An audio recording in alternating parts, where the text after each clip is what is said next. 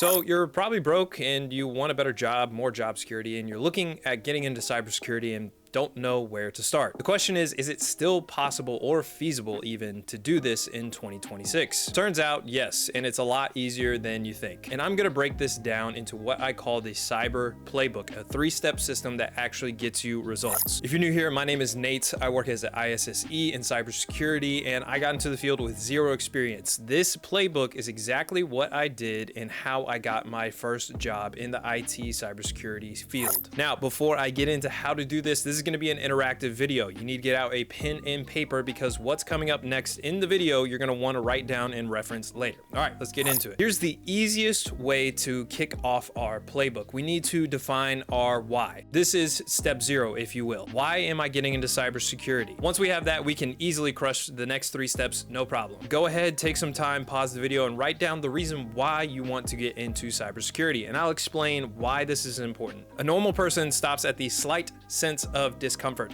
yet a motivated person sees that discomfort as necessary progress to obtain their goal. But you can't do that without a why. Once your why is established, your brain stops processing all those roadblocks, that discomfort as, negative emotions, and then in turn sees it as a necessary step to obtain your goals. So if you don't have your why, you'll easily give up. If you break it down, there's really only 3 reasons people want to get into cybersecurity. They're in a bad position, they want more money, or they genuinely enjoy the subject matter of cybersecurity. All of these are fine. We just need to define our scope. Now that we have defined our why, we actually have some building blocks under us that we can build from. Now, before we get into all of this, I'm just going to explain the framework in the 3-step process. We're going to cover certifications, home labs, and job applications. If you write all this stuff down that I'm about to lay out for you, you will have things that you can do tonight to change your life for the better. All right, let's get into the first step, and we're going to talk about certifications, and I think this is going to change how you view certifications in general. The first step is to acquire certifications, and this is what's going to kind of separate you from the crowd the most. Is going to be compliance. What I'm about to show you is a specific stack of certs that's going to make you compliant and ready to work from day one. The dirty secret about this is we're not looking to reinvent the wheel. We're looking for certifications that are globally recognized, that are going to give us the clearance and compliance to work. Most people get overwhelmed with all the certification talk on social media, which one's best, and it doesn't really matter. And what I'm going to give you is what I call the beginner stack. These certifications are what are going to get you past the HR screening and actually into the interviews. Most people jump into red hat or hacking certifications because that's what they think cybersecurity is, and that is a part of it, but that's not the whole scope of cybersecurity. When in reality, you need to be shooting for the certifications that give you compliance and the foundational knowledge of cybersecurity. So the beginner stack is this: securityplus,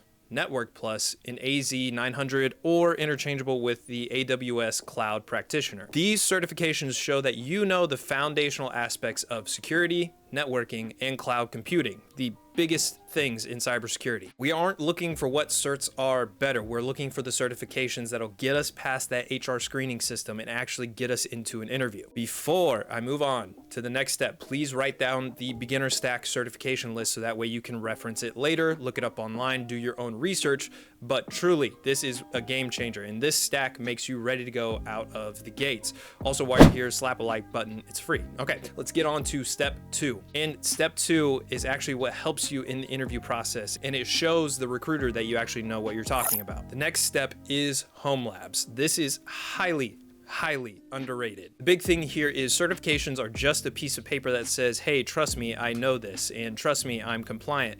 When in reality, if you only have those certifications, a recruiter is going to look at your resume and they have nothing to go off of that actually shows that you know what you're talking about. Everyone else says get these certifications, and then all of a sudden you'll have a 6-figure job offer waiting in your email, and that is unfortunately not the truth. It is quite actually the opposite of the real world. Like I said before, recruiters need to see you actually know how to do the job that the certifications say you can do, especially if you have no prior experience. Home labs are essential. This is going to be some sauce that I'm about to give you, so make sure you have your pen and paper ready. Go to a job that you would want to work and go to the description. In the description, they give you their complete tech stack, the day-to-day practices, all the compliance requirements, All of that is in there. You're going to take that and build home labs off of that. This is a game changer. They're literally giving you the blueprint on how to build your home labs, and nobody talks about this. This is some real game that I'm giving you. If you only take one thing away from this step, please let it be that certifications alone are not enough anymore. That's just simply not the case. They are the thing that gets you through the HR screening for what Karen in HR is looking for, but the home lab is actually going to give you the confidence, the skills, and everything you've gained along the way from doing home labs to actually nail the interview. And it shows the recruiter that you are reliable. So in summary, you need both home labs and certification. It's the yin to the yang, if you know what I mean. So we have step 1 and 2 done. Now we're going to get on to step 3. This is the most critical, actionable step that we are going to take. Everything I just told you is useless if you don't get this next part right. So I hope you still have your notes up. The last step is to apply for jobs. And you might be thinking, well,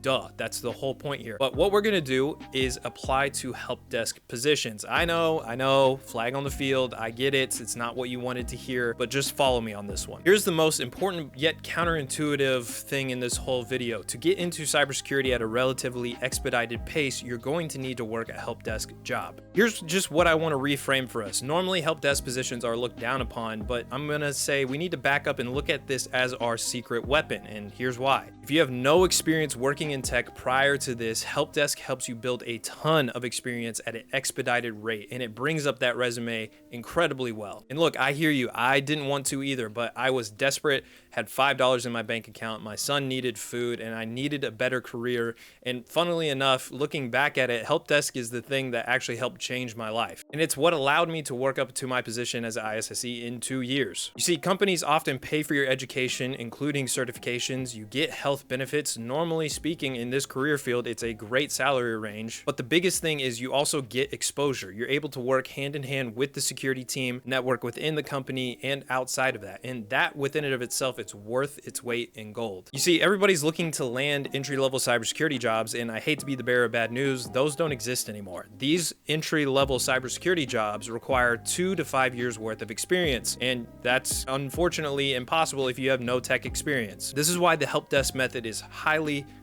slept on. With the help desk method, you get great skills, great exposure, and great benefits. And you're doing this all while building up your years of experience. And who knows, opportunities are always around the corner, and you never know what could happen in a company. So the action item here is to build our resume around our certifications and our home labs, and then to apply to at least 100 help desk jobs a week. And I know that sounds like a lot, but it's really not. And trust me, this will change your life for the better. That wraps up all the steps for the Cyber Playbook. But before I recap, let me challenge you with one thing. Don't just sit here and watch another YouTube video about some random guy telling you how to do something. Take something from one of these steps and actually go and apply it. We need to start building good momentum. We need to build a positive loop feedback for ourselves. It might seem scary. This industry might seem just kind of like the Wild West to you, but trust me, it is not as scary as it seems. So I'm going to recap real quick. In this video, we covered the Cyber Playbook. It is a 3-step system. Step 1 is get certifications. Step 2 is build our home lab. And step 3 is apply for help desk jobs. And here's the thing, I'm looking for real people that want to change their life for the better and break into cybersecurity. So if that is you, you have found the right channel. If you learned anything in this video, please subscribe and leave a like. It really helps the videos do well. And I produce these for free. I don't restrict any knowledge behind a paywall while working full time. So you can say that's the price of the video. Make sure you hit like and subscribe. Comment down below where you're at in your cybersecurity journey. I would love to know. If you have any questions or you want to see more video topics covered, please leave them down below. Like always, guys, love y'all, and I'll see you in the next one.